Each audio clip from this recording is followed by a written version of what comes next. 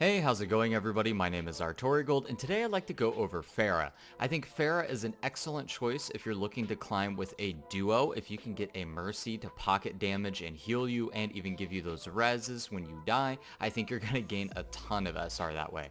So in this video, I'm going to go over just what you can do with Pharah to really try and help maximize your potential and what a lot of her pros and cons are.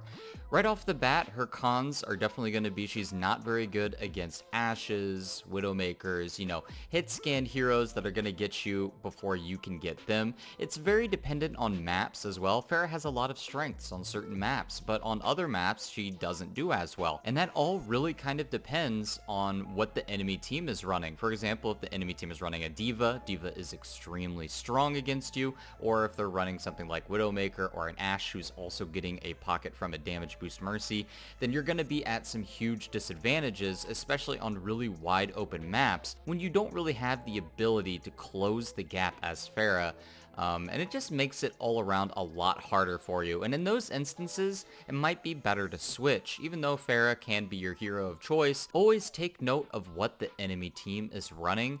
What kind of characters or comp that they have, how demolished or how focused you are getting, and when it's time to swap to something else to fall back on. So, with that being said, I want to go over this first clip and kind of review what happened. So obviously when you play Pharah, you don't have any fall off damage with your rockets, making it very strong from a very long range. And one of the greatest things that you can do is find these angles that most people or most heroes won't be able to take advantage of. A great example is right here on Hollywood. You have this little ledge right here where pretty much very few heroes can take advantage of it. I think Widow can, maybe do a grapple headshot and get a pick. It's kind of hard to do, and that's pretty much the only other person that's really gonna take too much from that. So first off, whenever you are playing Pharah, you have to be very careful whenever you peek. If the enemy team has a Widowmaker, you don't know where she's positioned at the beginning of the game. You don't know what they have. At that first 10-15 seconds, you're not sure what the enemy team comp is. They could have a Widowmaker or an Ashe, and they could both just one-shot headshot you, especially if there's a Mercy damage boosting them. In some instances, there's usually a Bastion right over here as well. So you have to be careful to not just get stuck in the air. Never peek too far up into the air. Kind of just shoot your rockets at the backline. That's another big thing you want to look at. So what I'm doing here is I'm trying to focus on this Ana. All of my rockets are going towards her. I could shoot my rockets at the tanks. I could shoot, my rockets at any target. But usually the supports, especially Ana, is going to be positioned somewhere over here to the left, to the right, or onto this high ground. And those places are not very guarded usually, unless it's a bunker composition. If it's a bunker composition, everybody is going to be pointed right here. And generally there's going to be an Orisa shield, so it's going to be very hard to break through that. That's pretty much the biggest pro of playing Pharah, is you can deal damage and pressure to enemies in the back line who are not protected or defending themselves on natural cover or behind a shield. So this is one of the biggest goals of Pharah. You always want to try and damage them and force them to move to another position. If not, a damage boost rocket is going to make them die really quickly. Ana gets into a completely different position. She went inside this door, which is a great thing for us because inside here, she's not going to be able to heal her tanks who are down over here, right? They're not in line of sight at all. So, and when that happens, the enemy tanks are going to take damage. They are going to have to step backwards, and it allows for your team to move forwards as everybody's kind of moving backwards, so you get a lot of space by pressuring the enemy healers. Because the enemy tanks will notice that they're not getting as much healing as they were before, and they will have to back off if they're smart. So as this happens, you do a bunch of damage. At the moment, I think Hammond was hacked, so I start to do a little bit more damage to him, and I'm not going to fully go in first. That's one thing. If you're a DPS player, there's no reason for you to go in first, especially not as Pharah. You want your tanks to move in first, so everybody starts focusing them. So whenever you're in danger, always use your E to reposition, or if you know somebody is low and you can secure a kill, use your E in order to engage, or if you have your ultimate, you can use your E to get in close and use your ultimate. That's also a great way to do it. Those are the main ways to use your E. You can also sometimes get environmental kills, so I decide to use my E to get a little closer to the enemy. Right now they are hacked. As you can see, I know that they have some ults. I am at a different angle, so I'm able to hit them from this angle while my entire team is focusing right here onto the point, the enemy team is also going to be focused onto that point as well.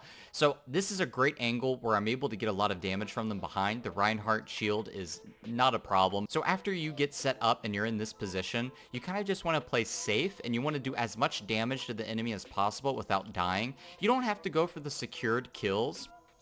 So after this Orisa gets an amazing suck on the enemy team, the Nano Boost Rocket is able to do a ton of damage to them, and you're easily able to go in for the kill after they're really low.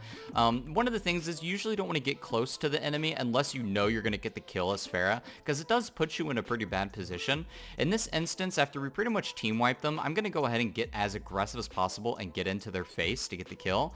One thing about Pharah is after you get in close to the enemy, it makes your rockets almost like the easiest thing in the world to land, and so that's when you want to go in for the kill. But you have to know once you do that, you also have a lot of risk, so you have to make sure that once you get those kills, it's going to be worth it. It's going to have the value for it.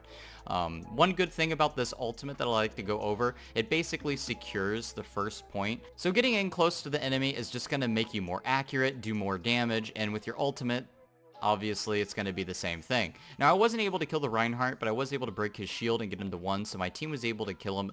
And immediately after that res, I'm able to get more kills and kind of secure them because they don't have any healers or a Reinhardt shield to protect them. So being able to just do a ton of free damage and build towards my next ult as soon as possible. Your ultimate is very powerful, but it does kind of leave you very vulnerable and very exposed. It's very similar to McCree's High Noon. It's probably one of the easiest things in the world to kill a Pharah during Barrage. There are a lot of things that your teammates can do to try and help you. They can bubble you, D.Va can maybe defense matrix you. More often than anything, you're probably going to die with your Barrage. So when you use your Barrage, you have to make sure you guarantee at least 1 kill. If you don't get any kills with your Barrage, it's going to be pretty bad. If you can get 1 kill, that's pretty good, especially if you're able to do it to kill the supports. However, you're really looking to get a lot more than that. So in this clip, I'd like to go over another Barrage tactic. So one of the things when you have your Barrage ready and you're looking to get a good Barrage in, you can be very sneaky because you can travel in the air. You don't make that much volume. So for example, right here, I'm going to get my Barrage. I'm at 96%. So I'm going to look to try and flank the enemy from a surprising angle. And it's very easy to do this as Pharah because when you're flying, it's very difficult for the enemy team to hear you. So one of the first things that you want to do before you barrage, you always want to shoot 1 rocket and then barrage, because you will be able to barrage immediately after you shoot your first rocket. Shooting that first rocket with your barrage is basically just like adding a tiny bit of extra damage. You obviously want to go for barrages when people are going to be grouped up, but you also want to do it from unexpected angles when you can. This is perfect because you're behind them, they don't hear you. They're also not really kind of looking at you because they're all antied, right? So they kind of have other things to deal with. So here, as you can see, I shoot 1 rocket, kill the Ana, and then I'm immediately able to get the other 2. And from there, you pretty much just have a huge advantage on the team. I get the resurrect, but I don't even think that it matters for me to win the point. And so for the very last thing that I want to talk about in this clip is just how powerful a damage boost Mercy Pocket can really be. All I'm going to do is just show up here, shoot a bunch of rocket spam at the high ground. They don't have any shield that's going to protect them here. They're going to have to immediately back out, or some of my rockets are just going to secure a kill because the damage boost is going to be just so insane. A damage boost rocket just does so much damage to squishy heroes, and there is no fall off damage either. You are going to out damage them unless it's a Widowmaker who's going to be able to one-shot you at any range. In this instance, it's a soldier, so he has no chance. But as you can see, as he tries to run away, I get the kill. It just does so much damage to him. Anyways, guys, that's all I have for this Pharah video. I hope you guys enjoyed it. Make sure to leave a like and subscribe, and I will see you guys next time.